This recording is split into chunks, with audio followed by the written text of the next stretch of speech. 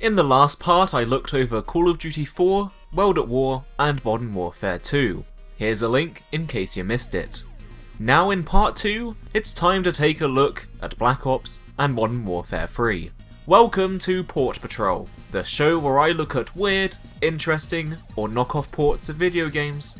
And I really hope that this series of videos hasn't been going on for too long for you guys, because Jesus Christ, I want to end myself after writing so much about these bloody games. So here comes Call of Duty Black Ops. And the first awesome thing I'd like to say about it is that it finally gives you the option to use the face buttons to look around instead of the touchscreen. Which, after hours of recording the first few games with my back achingly hunched over my drawing tablet, spazzing my hand around like some sort of chronic masturbator, was a welcome change.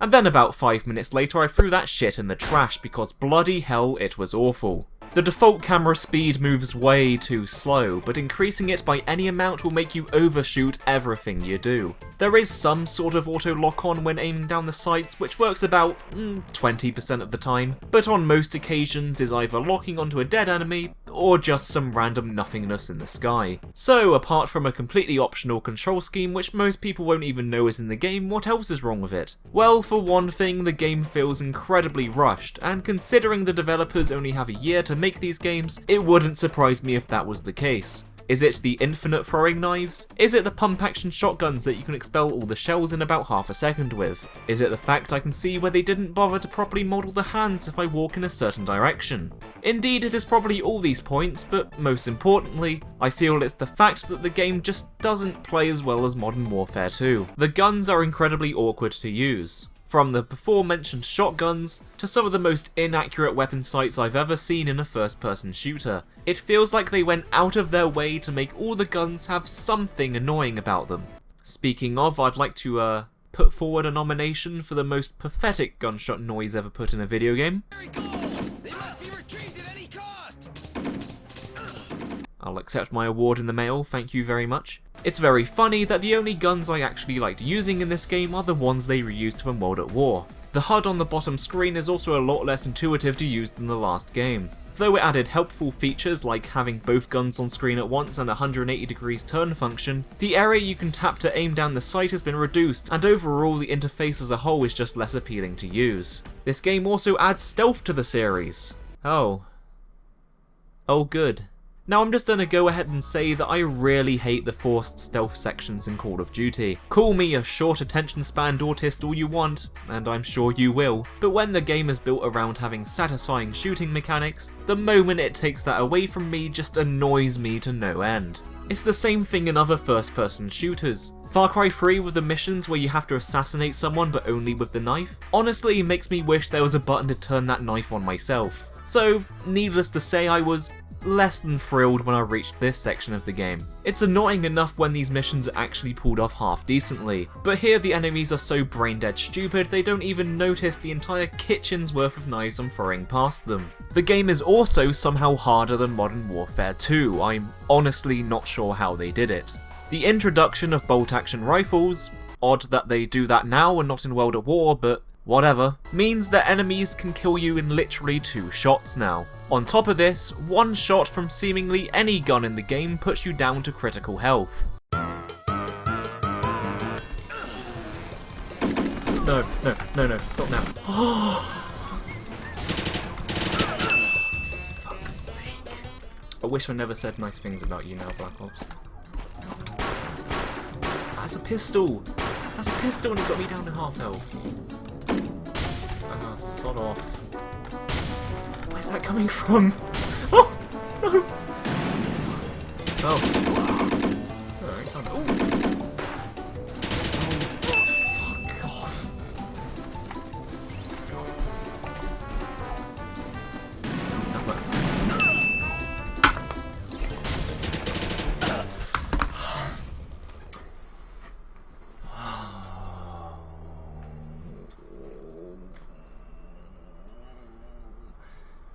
I don't want to play this anymore.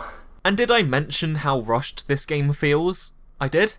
Okay, let me just mention it again then. Oh my god, it feels so rushed. Wow, great enemy placement, guys. No, seriously, don't stop anytime soon. Oh, I guess enemies can shoot me even when they're not aiming at me, huh? The scoped AK-47 can't collect ammo from non-scoped AK-47s? That's weird. Oh, I'm sure the enemy was supposed to spawn like that. I guess the enemies really like hiding behind the exact same cover I'm hiding behind, with their scoped sniper rifles. Now I know what you're thinking. Is Nazi zombies in this game? Do you really have to ask that question? Of course it is.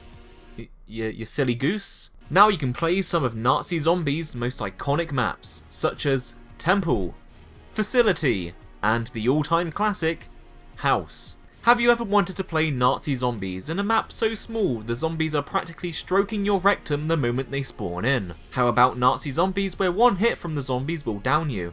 Basically, what I'm asking is, have you ever wanted to play Nazi Zombies but shit? Well then, Black Ops on the DS is the game for you. It has all the elements of zombies, that being the zombies and the windows they tear down, but they completely missed what made the original so good. The arenas are just way too small to do anything like train zombies or, hell, even just walk around in comfortably. This type of design would actually be pretty good for a survival horror game, but for Nazi zombies?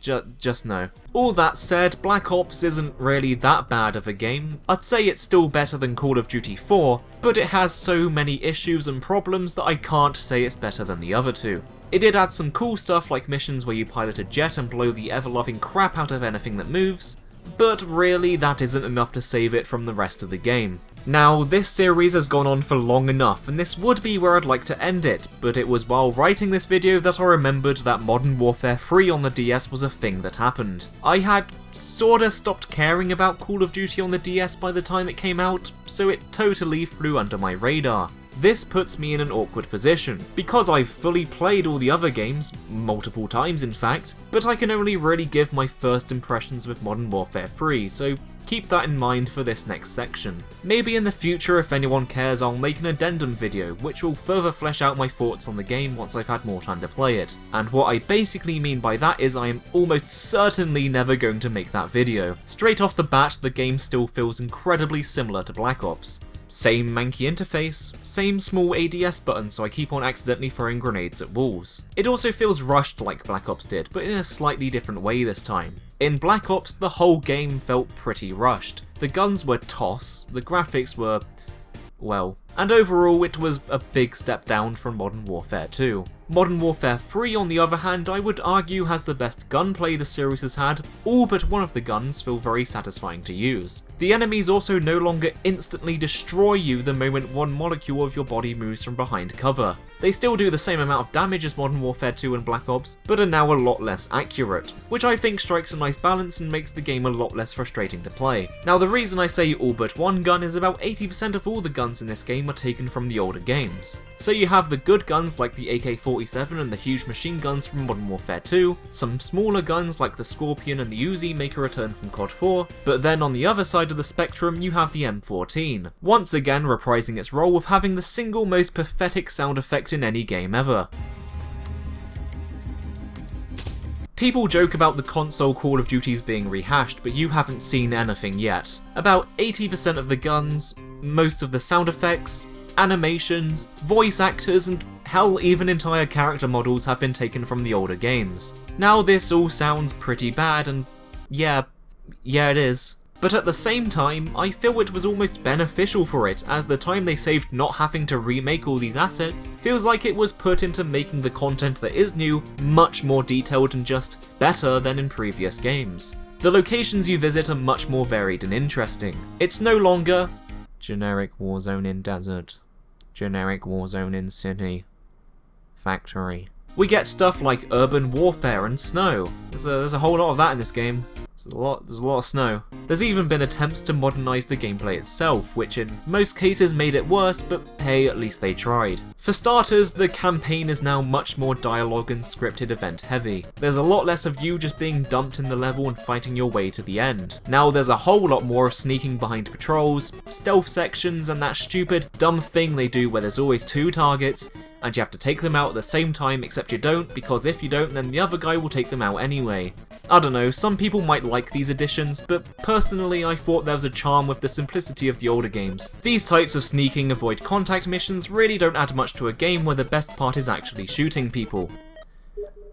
Oh. Breach and clears have also been added, and you can tell they were really proud they figured out how to implement them, seeing how they make you do it every 5 minutes. There are also some intense real-time strategy levels, where you command 3 flashing pixels, and make them avoid other flashing pixels by strategically moving them to predetermined spots on the map. Like, oof, I feel bad about talking shit about Warcraft now.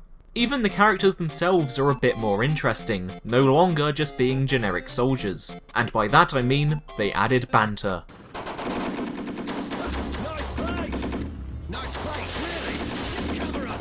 Okay, well, I didn't say it was good banter, I just said they added it. Honestly, the entire game feels more like Modern Warfare 2 than the actual Modern Warfare 2 did. It introduces some painfully absent weapons from that game, such as the SCAR and the G36C, if you ignore the fact the G36C wasn't in that game. Oh, for fuck's sake. And although it has admittedly been a while since I've played Modern Warfare 3, the missions you play seem a lot more inspired by Modern Warfare 2 as well. But that is certainly not a bad thing. Like I said, the games are so distant from their console relatives they can stand up on their own easy enough. Now, all that said, I am still tentative to call it the best Call of Duty game. Like I said, this is just a first impressions, as this is really my first time playing this game. I can't give as accurate an opinion as the other games. Just, you know, ignore the bit where I talked about Modern Warfare 3 for more than any other game I talked about here. What I can say, however, is that it really feels like the game Black Ops should have been. It's honestly pretty cool looking back at all the games and seeing how much they've improved. The difference in quality between COD 4 and Modern Warfare 3 is pretty neat, and to be honest, I'm very happy that I finally got to cover these games on here, because it was these games that got me so interested in weird ports in the first place. It is a shame then that they never made one after this, not even for the 3DS. Now at the time it never really occurred to me why they did this. Obviously they were selling alright because they kept on making them, so why did they stop? It only hit me when I was making this video. Phones.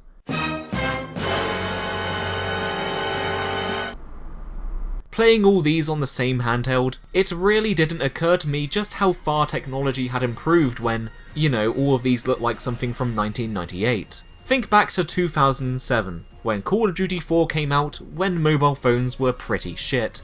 When the new exciting thing they could do was swivel, for whatever reason. Gaming on phones like these? Not something you really want to do, unless you're a fan of really dodgy looking gambling games. The only feasible way to make portable games in 2007 and for people to actually play them was to make it on a handheld. But by 2011, with the release of Modern Warfare 3, things had completely changed. Phones weren't this anymore. They were this. And games didn't look like this anymore.